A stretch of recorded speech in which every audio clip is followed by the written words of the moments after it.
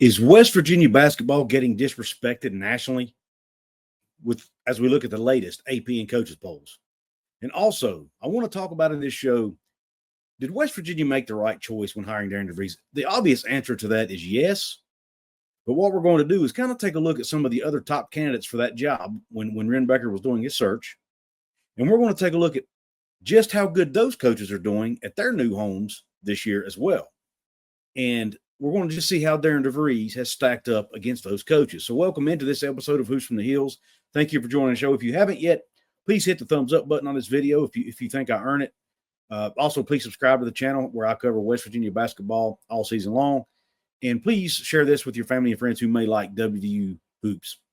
Let's go ahead and get started with the first topic, which I won't spend a ton of time on, but I just want to talk about West Virginia being ranked 23rd in the country in both the coaches and the AP poll. For the sake of time in this video, I'm going to focus on the AP poll and just look at where West Virginia is ranked right now. They did get into the top 25 after beating Iowa State, the number 2 team in the country, at home. Okay. Right now, they're ranked 23rd. They finally made it into number 23, just ahead of Memphis and Louisville, a team who beat them back during the Bahamas tournament. Ahead of them, you have UConn, who's 13-5, and then a bunch of other teams with 3 and 4 losses, including teams like Kansas, who West Virginia beat. They're sitting there at number 12. How are they at 12 with West Virginia sitting here at 23? When West Virginia went on the road to Allen Fieldhouse and beat them. They have identical records. And West Virginia is one of only 3 teams in the country who has 3 top 10 wins on their resume. The other 2 teams are in the SEC and are in the top 5 in the country, Alabama and Kentucky. Or I'm sorry, Kentucky is top 10. They're 9th. So how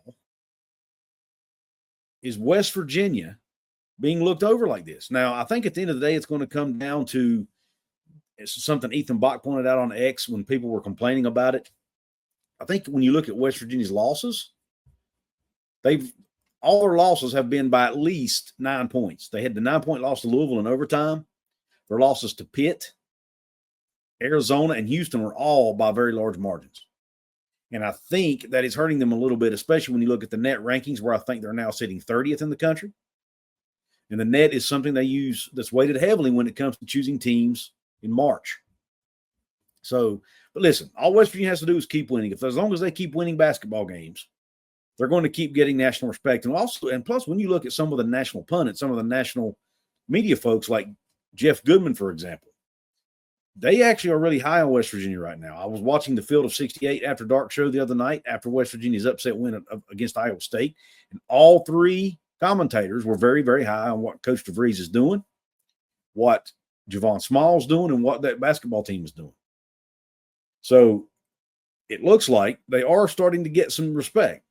It's just, for whatever reason, it's not showing up in the polls, and it's not showing up in some of the analytics that West Virginia fans normally, in the past, West Virginia teams have kind of been friendly towards, or the polls or the analytics have kind of been friendly towards West Virginia because they played such a tough schedule.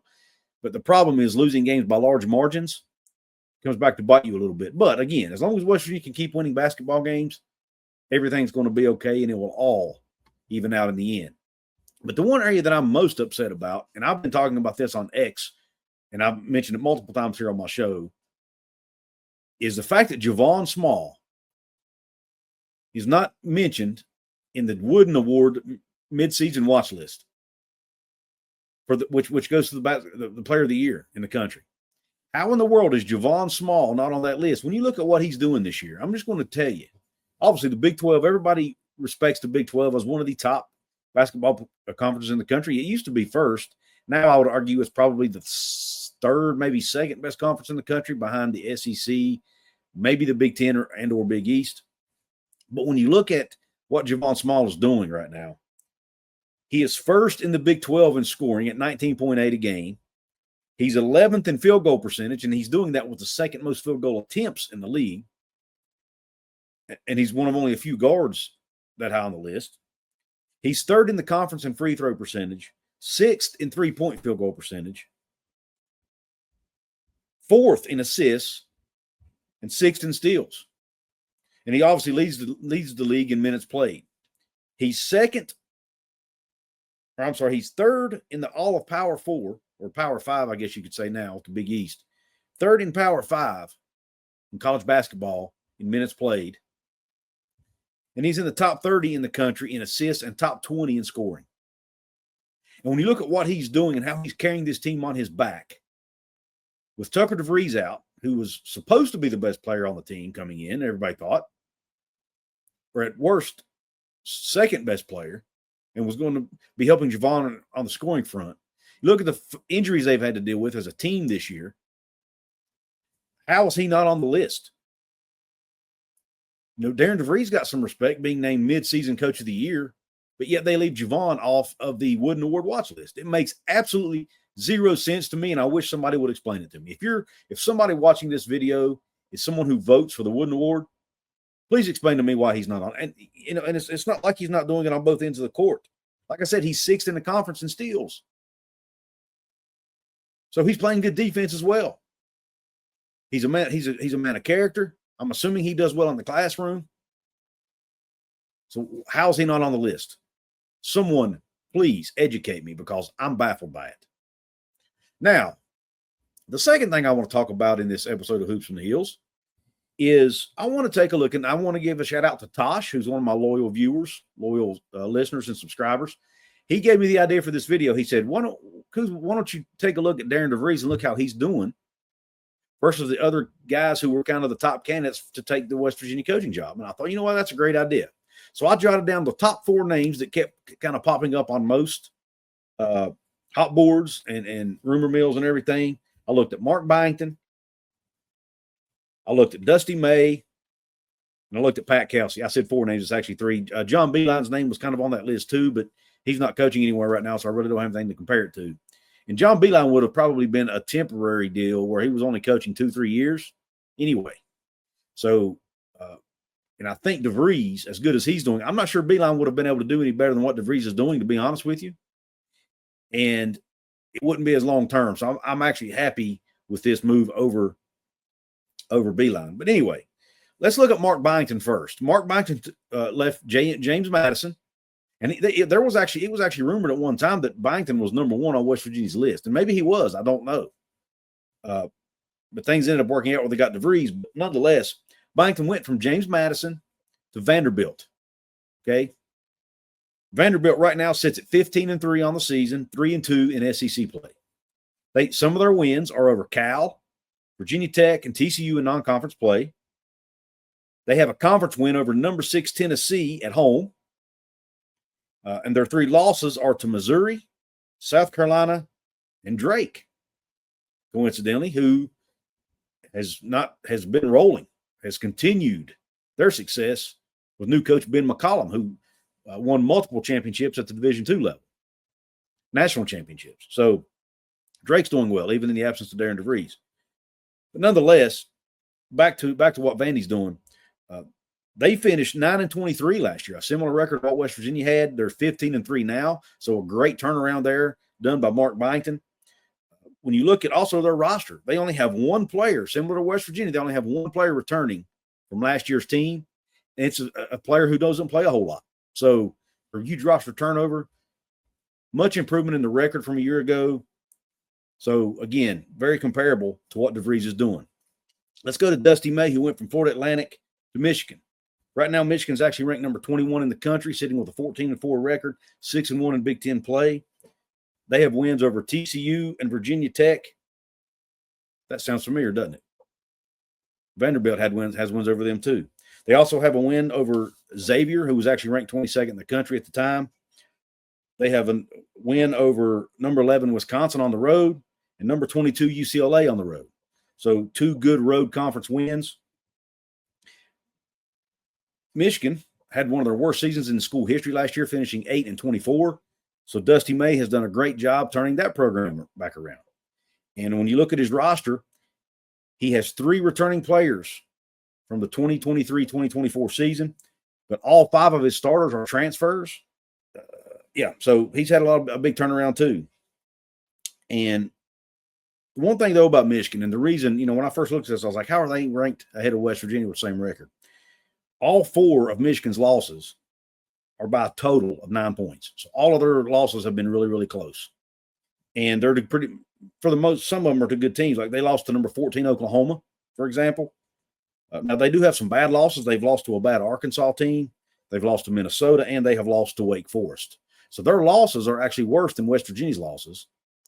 But they've all been by very, very small margins. So, again, that might be a difference as to why they're ranked slightly higher. And plus, I think they came in the season with probably a higher ranking than what West Virginia did, and that matters, whether we like it or not. Next, let's go ahead and look at the last one we're going to talk about, and that's Pat Kelsey. Pat Kelsey went from University of Charleston to Louisville. Right now, he, just like West Virginia just got ranked, Louisville just got ranked as well at number 25. Louisville sitting there at 14-5 on the year, 7-1 in the ACC, which right now is second in the league behind only Duke. So Pat Kelsey has really turned a Louisville squad around who finished 8-24 a year ago. So all 4 of these coaches we're talking about, Kelsey, Byington, May, and DeVries, have all turned around struggling programs. So they've all done a great job. When you look at Louisville's big wins this year, obviously they beat West Virginia in the Bahamas by 9 points in overtime. They have also beaten Indiana, North Carolina, Virginia, and Pitt. Those are all decent wins. The losses, they have lost to Oklahoma, who's a good team. They've lost to Tennessee, who's a highly ranked team. They've lost to Kentucky and Duke and Ole Miss. All of those teams are ranked. So Louisville doesn't really have a bad loss on their resume right now. And they're also on a 9-game winning streak. So they're really hot right now, one of the hottest teams in the country. And Louisville has a completely new roster. They turned over everybody. Not one player returning from last year's team. As far as the research I was doing and was able to do, if I'm wrong on that, if there's a Louisville fan watching this and you need to correct me, let me know. But as far as I can tell, they have an entirely new roster full of 100% transfers. And yet they're still sitting here at 14-5, 7-1 in the ACC, ranked 25th in the country. So what's the moral of the story here? Well, number one, it looks like had Ren Baker hired any of these candidates between May, Kelsey, Byington, or DeVries, I think they all could have been successful. But that being said, what DeVries has been able to do has been nothing short of remarkable. Turning over an entire roster, all but one guy who's redshirting and hasn't played. The injuries they've had to deal with, I'm not sure if these other teams have had to deal with as much adversity as what DeVries has had to deal with. I didn't research it that deeply.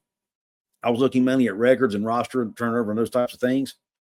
But when you look at the adversity that DeVries has had to deal with, in addition to the new roster, in addition to the new staff, it's remarkable. So I would not trade Darian DeVries for any coach in the country right now, including these other 3 coaches who have all done a great job in their own right, turning around their own programs. But I want to know what you think in the comment section. Did West Virginia get it right with Darian DeVries? And do you think, had they hired one of these other candidates, would those candidates have also been able to succeed at West Virginia? I want to hear your thoughts. But I will say this real quick in closing.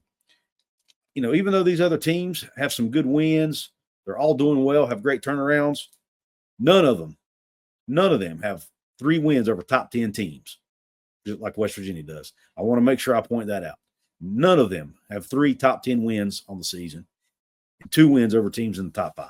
So that needs to be mentioned again. Cannot stress that enough. But let me know in the comments what your thoughts.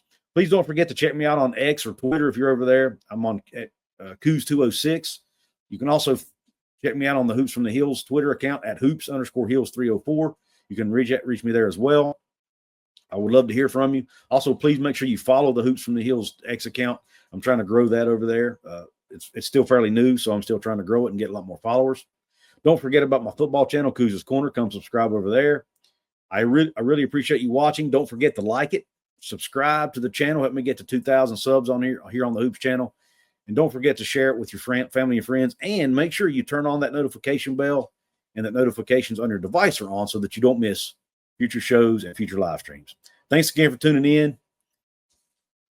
And Q Country Roads.